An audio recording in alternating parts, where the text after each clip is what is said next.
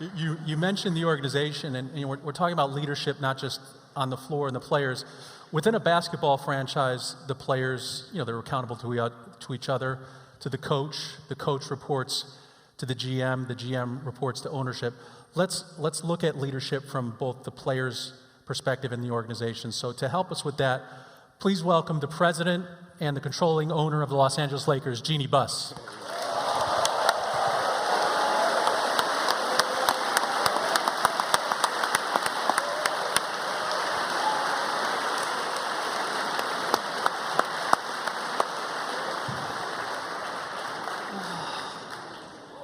Oh, so good. So good. It's so good to have. I made a call upstairs. I see. Welcome to USC campus. When I heard that you were going to be here, I had to stop by and welcome you and tell you thank you for inspiring another generation. I'm sure everybody's enjoying having you here today. Thank you. This is family, man. But speaking of that, so can you share the relationship between Kobe and the Buss family with your dad and your brothers, and what he's meant to the franchise and your family? For us, Kobe was drafted at 17, and I'll never forget meeting him. He was a eager young man, and I'll never forget our waiter. We went to lunch, and our waiter, Kobe asked him if he spoke Spanish, and the waiter said, "Yes, I do." And Kobe said, "I'm going to learn Spanish." And I thought that was so odd for somebody so young to give himself a challenge like that. And now you speak beautiful Spanish, Italian. You do your press conferences in both languages.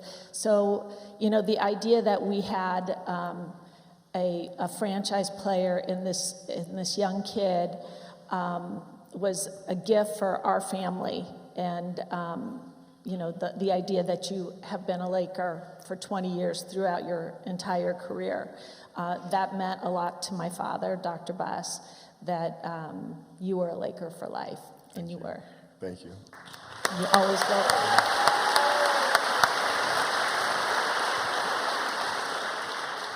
So what changes, we're talking about leadership, and I want you both to answer this. What changes did you notice in Kobe from coming in at 18 to maturing and becoming sort of the leader, not just sort of Shaq and Kobe, but what changes did you notice over time in him? When you have your star player who is the first one at the gym and the last one to leave, it sets the bar for everybody else. He made my job so much easier because of his leadership. I don't think he ever really gets the credit for the amount of work that he puts in, because he made it look effortless. And, sometimes, his teammates would get a little frustrated with you because you did set the bar so high. But that's what made the Lakers great for your tenure as a Laker. And we miss you.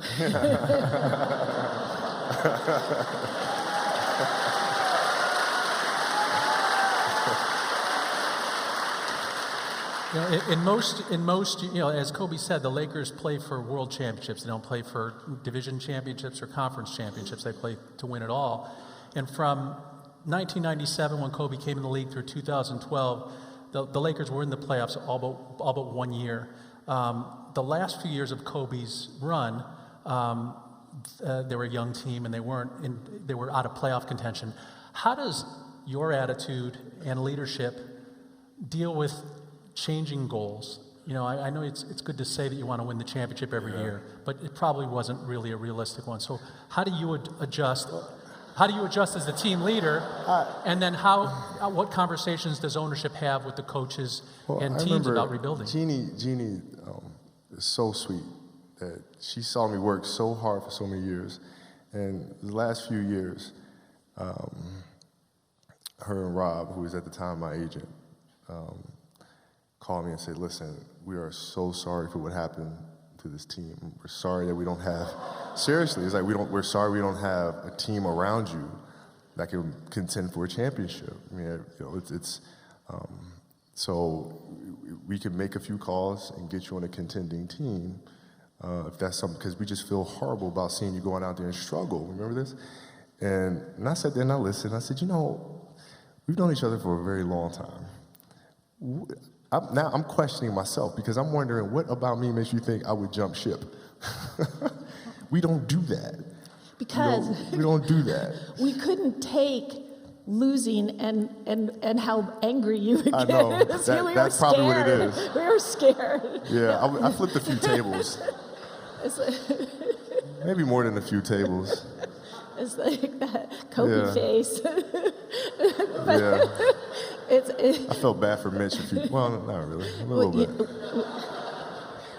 When we lost to the Celtics in 2008, you and Phil Jackson used to say it's worse to lose in the finals than to not make the playoffs at all.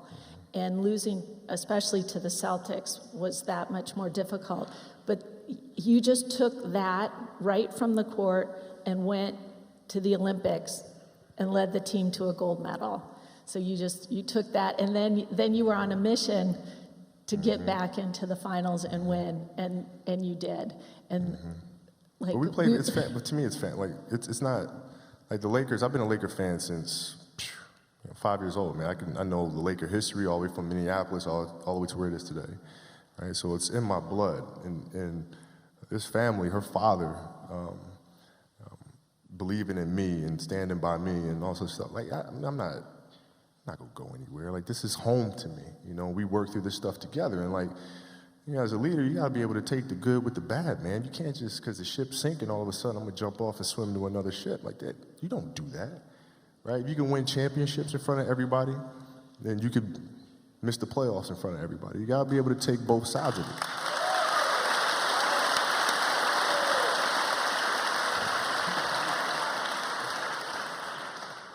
Or sign with Golden State.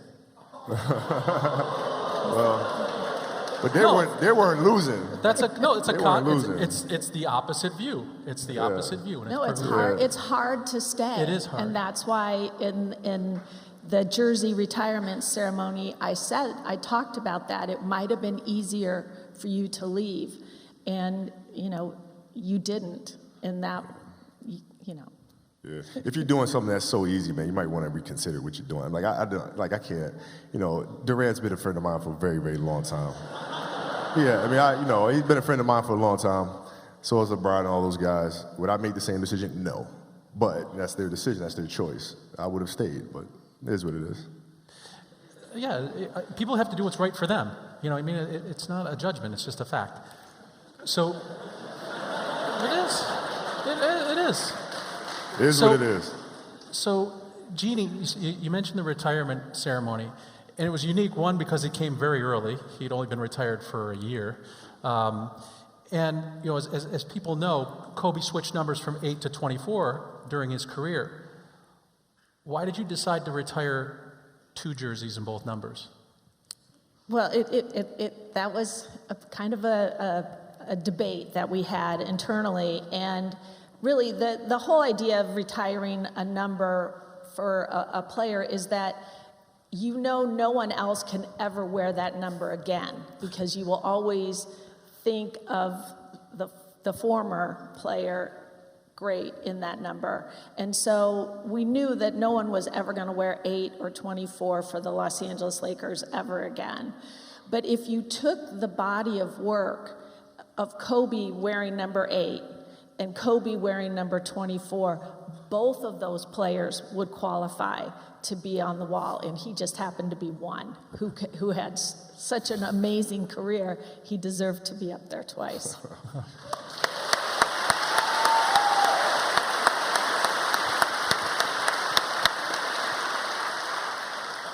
I'm so grateful that Jeanie was able to come here. I know you've got a commitment that you have to go to. I'm going to say this off the record. Would you ever come back and talk about your businesses with our students at some point? I would love to.